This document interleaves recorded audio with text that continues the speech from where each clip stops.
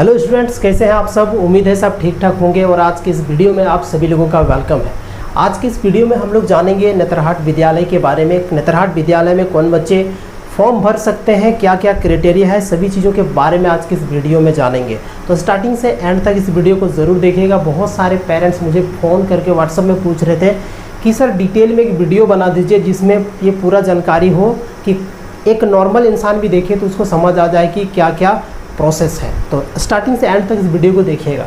देखिए, सबसे पहले नेतरहाट विद्यालय में जो एडमिशन होता है ना, वो कक्षा 6 के लिए हम लोग ये वीडियो बना रहे हैं और आपको कक्षा 6 में अपने बच्चे का एडमिशन करवाना है।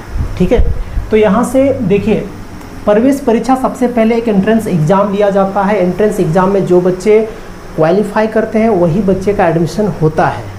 देखिए, उसके बाद यहाँ पे और भी चीज़ बात करेंगे, क्या क्या डॉक्यूमेंट लगेगा। उसका जो एज क्राइटेरिया है सबसे ज़्यादा इम्पॉर्टेंट है, एज क्राइटेरिया।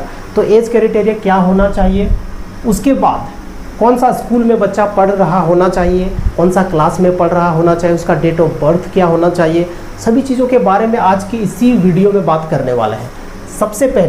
सबसे पहला नंबर में आता है कि वो कौन बच्चा है या कौन स्टूडेंट है जो कि नेतरहाट का फॉर्म अप्लाई कर सकता है या भर सकता है। सबसे पहले झारखंड राज्य का स्थानीय निवासी होना चाहिए।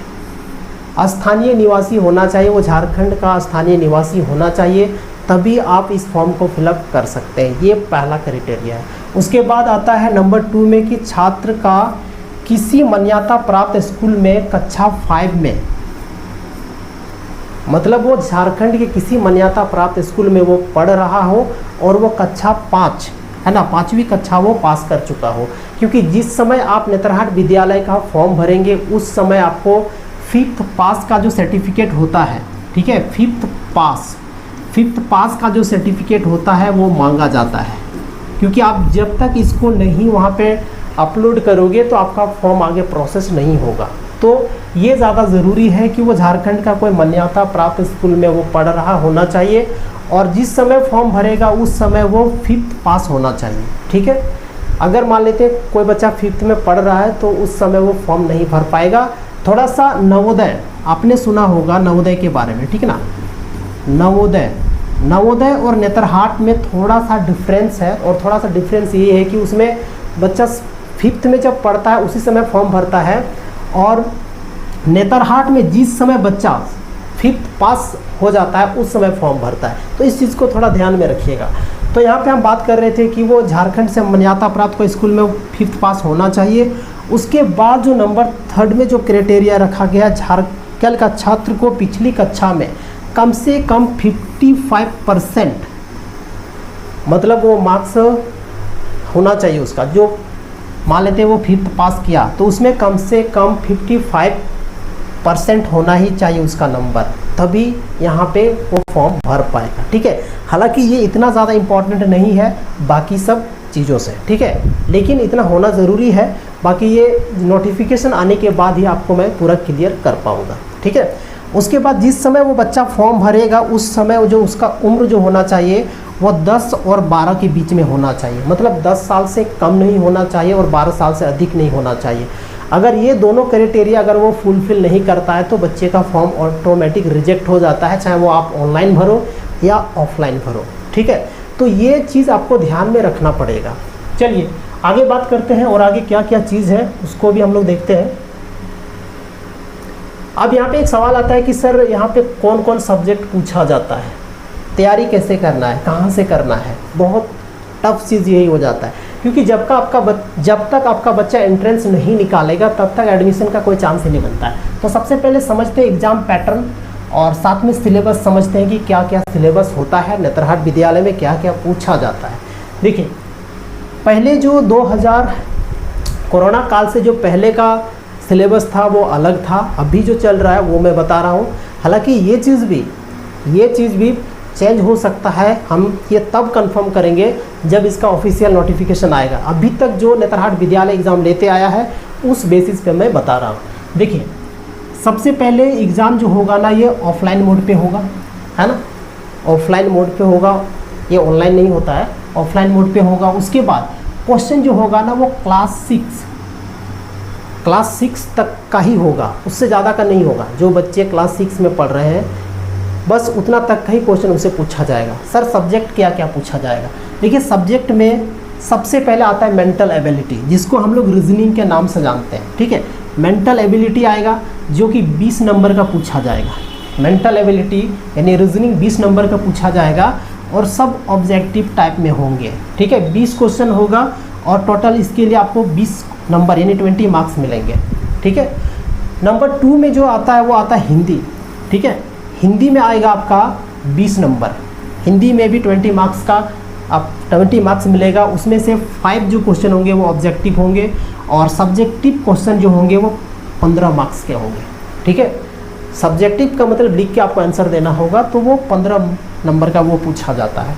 उसके बाद आ जाता है मैथमेटिक्स, जो कि बच्चे लोगों का सबसे फेवरेट और टफ सब्जेक्ट यही है। तो मैथमेटिक्स में भी टोटल 20 मार्क्स का क्वेश्चन पूछा जाएगा। उसमें से 5 ऑब्जेक्टिव टाइप होगा। उसके बाद 15 जो होगा ये सब्जेक्टिव टाइप क्वेश्चन पूछा जाएगा, ठीक है। तो ये हो गया मैथ्स का। उसके बाद आता है साइंस। साइंस में भी टोटल 20 मार्क्स का पूछा जाएगा और 20 मार्क्स में से आपको क्या क्या ऑब्जेक्टिव क्वेश्चन 5 मार्क्स का पूछा जाएगा और सब्जेक्टिव टाइप में आपको 15 मार्क्स का पूछा जाएगा। तो ये आप देख लीजिए साइंस से आपको इतना पूछा जा रहा है। उसके बाद आता है जनरल नॉलेज, जिसको हम लोग जीके के नाम से भी जानते हैं और ये इससे भी 20 मार्क्स का पूछा जाएगा और इसमें भी 5 जो होंगे वो ऑब्जेक्टिव क्वेश्चन होंगे और 15 मार्क्स जो आपको मिलेगा वो सब्जेक्टिव क्वेश्चन से मिलेगा। मतलब 5 क्वेश्चन होगा और 5 क्वेश्चन में 5 मार्क्स होगा ऑब्जेक्टिव में और 15 क्वेश्चन में 15 मार्क्स आपको मिलेगा, ठीक है। तो ये था नेतरहाट का सिलेबस, जो अभी तक कोरोना काल के बाद से जो एग्ज़ाम लेते आया है वो एग्ज़ाम पैटर्न। टोटल जो हो गया आपके 100 क्वेश्चन और 100 नंबर, ठीक है।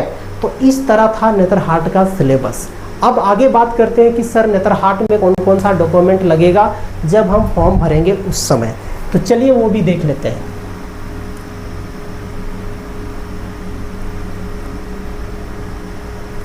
तो ये है डॉक्यूमेंट, क्या क्या डॉक्यूमेंट आपको नेतरहाट विद्यालय के लिए देना पड़ेगा। सबसे पहले चीज़ समझना बहुत ज़्यादा इम्पॉर्टेंट है, क्योंकि डॉक्यूमेंट आप जब पूरा डॉक्यूमेंट फुल फिल नहीं करोगे तब तक आपका फॉर्म भराएगा ही नहीं। ऐसा नहीं है कि आपको एडमिशन के टाइम डॉक्यूमेंट देंगे, तो ऐसा नहीं है। आपको डॉक्यूमेंट पहले देना पड़ेगा। एडमिशन के टाइम में तो जो देना है तो देना ही है, लेकिन पहले आपको देना ही पड़ेगा। उसमें से है कि सबसे पहले नंबर में आता है वो है आधार कार्ड। जो स्टूडेंट होंगे ना, जो अप्लीकेंट होंगे, उसका आधार कार्ड होना ज़रूरी है, यानी उसका आधार कार्ड चाहिए। उसके बाद नंबर 2 में आता है कि कक्षा 5वीं यानी 5th क्लास जो वो पास किया है ना, 5th क्लास वो पास किया होगा तो उसका सर्टिफिकेट चाहिए, ठीक है। उसका सर्टिफिकेट चाहिए, उसका सर्टिफिकेट चाहिए। जो 5th क्लास पास किया उसका सर्टिफिकेट चाहिए। और नंबर 3 में आता है जन्म प्रमाण पत्र, है ना। डेट ऑफ बर्थ जो सर्टिफिकेट होता है ना वो चाहिए, DOB date of birth certificate, ये चाहिए है, क्योंकि इसी से ये आप ये बता पाएंगे कि जो बच्चे का एज है ना वो 10 और 12 के बीच में है एज। अगर इससे कम और ज़्यादा हो जाता है तो उसका फॉर्म ऑटोमेटिक रिजेक्ट हो जाएगा, ठीक है। बहुत सारे बच्चे का सिर्फ इसी वजह से फॉर्म रिजेक्ट हुआ है। आप प्रत्येक बार लिस्ट देखिए, इसी वजह से रिजेक्ट होता है और वो होता है एज या तो ज़्यादा है या तो कम है। उसके बाद आता है और वो आता है स्थानीय निवासी प्रमाण पत्र, जो आपको देना होता है वो चाहिए। स्थानीय निवासी प्रमाण पत्र जो होता है वो चाहिए, क्योंकि आप उसी से आप ये शो करोगे कि आप झारखंड का स्थानीय निवासी हो। उसी से आप ये दिखाओगे कि आप झारखंड का स्थानीय निवासी हो। तो इसके लिए सबसे पहले आपको स्थानीय निवासी पक्का प्रमाण पत्र चाहिए। अगर आपको चाहिए आरक्षण, ठीक है, आपको आरक्षण चाहिए तो जाति प्रमाण पत्र भी आपको लगेगा यहाँ पे, ठीक है। आप कौन सा कम्युनिटी से बिलोंग करते हो, आप ST हो, SC हो, OBC हो या जनरल हो, ठीक है। आप जिससे भी बिलोंग करते हो आपको वो कास्ट सर्टिफिकेट दिखाना पड़ेगा, ठीक है। जाति प्रमाण पत्र जिसको हम लोग कास्ट सर्टिफिकेट के नाम से जानते हैं। तो इतना डॉक्यूमेंट आपको चाहिए। अब यहाँ पे सवाल आता है कि सर और कुछ चाहिए? और कुछ नहीं, बच्चे का फ़ोटो चाहिए, सिग्नेचर चाहिए और आपका फॉर्म आप ऑनलाइन और ऑफलाइन दोनों भर सकते हैं, ठीक है। ऑनलाइन या ऑफलाइन के माध्यम से आप फॉर्म को अप्लाई कर सकते हैं। अब एक सवाल और बच जाता है कि सर ये फॉर्म कब अप्लाई होता है। तो फॉर्म आता है आपका ये जुलाई का लास्ट वीक में फॉर्म निकलता है, लास्ट वीक, और अगस्त का जो होगा ना, अगस्त का फर्स्ट वीक में आता है, ठीक है, अगस्त का फर्स्ट वीक में ये फॉर्म आ जाता है, ठीक है, इसी टाइम में ये फॉर्म निकलता है। हालांकि कभी कभार अगर देश में कोरोना जैसा महामारी आ जाए तो ये इधर उधर हो सकता है। एग्ज़ाम का टाइमिंग भी कोरोना काल में आपने देखा होगा कब लिया गया था, ठीक है। तो ये सब चीज़ें हैं, ये सब फॉर्म भरने का ये ज़्यादा चीज़ इंपॉर्टेंट है, याद रखिएगा। प्लस में जितना भी जो चीज़ मैं बताया सब इंपॉर्टेंट है, क्योंकि अगर इनमें से आप एक भी क्राइटेरिया को फुलफिल नहीं करते हैं तो आपका फॉर्म ऑटोमेटिक रिजेक्ट हो जाएगा। तो इसलिए ध्यान रखिएगा ताकि फॉर्म रिजेक्ट ना हो। बाकी अगर ये बात करें कि सर तैयारी कैसे करना है, तो तैयारी आज के डेट में आप ऑनलाइन और ऑफलाइन दोनों माध्यम से तैयारी कर सकते हो। आप चाहते हैं आपका बच्चा थोड़ा स्मार्ट है कि वो ऑनलाइन पढ़ लेगा, तो आप ऑनलाइन कोर्स खरीदवा के उसको मतलब तैयारी करवा सकते हैं। आज के डेट में यूट्यूब में एक से एक सर आ गए हैं, चाहे वो आप नवोदय का तैयारी कर रहे हो, नेतरहाट का तैयारी कर रहे हो, सैनिक का तैयारी कर रहे हो, सिमुलतला का तैयारी कर रहे हो, चाहे जो भी स्कूल का जो कॉम्पिटिटिव एग्ज़ाम के लिए बच्चे को तैयार किया जाता है, तो दोनों मोड में आपको आज मिल जाएगा। अगर आप चाहते हैं कि मेरे द्वारा अपने बच्चों का तैयारी करवाना, तो आप बिल्कुल कर सकते हैं। इस वीडियो के डिस्क्रिप्शन में आपको नंबर दिया गया है, वहाँ पे जाके आप इंक्वायरी कर सकते हैं कोर्स के लिए। और अभी बहुत ही कम समय बचा हुआ है, आप मान के चलिए कि अभी 6 मंथ टाइम है, 6 मंथ टाइम है। अगर आप अभी भी नहीं जागे हैं तो फटाफट से कोर्स को ज्वाइन करवाइए। हम लोग वहाँ पे हर एक तरह का प्रॉब्लम को सॉल्यूशन कर रहे हैं। साथ में जो भी बच्चे थोड़ा वीक हैं, अभी कुछ नहीं जानते हैं, तो उसके लिए भी अलग से हम लोग बैच का व्यवस्था कर रहे हैं, ठीक है। तो ज्वाइन कीजिए कोर्स को, और कोर्स का फ़ी आपको डिटेल में जो नंबर दिया गया डिस्क्रिप्शन में, वहाँ से आपको डिटेल पूरा मिल जाएगा। बाकी मिलते हैं ऐसे एक नेक्स्ट और इन्फॉर्मेटिव वीडियो में। बाकी जितना भी वीडियो मेरे यूट्यूब चैनल पे आएगा वो थोड़ा सा क्लास के बाद ऑटोमेटिक वो प्राइवेट हो जाता है। कुछ वीडियो ही आपको देखने को मिलेगा जहाँ पे आप चेक कर सकते हैं। बाकी मिलते हैं नेक्स्ट वीडियो में।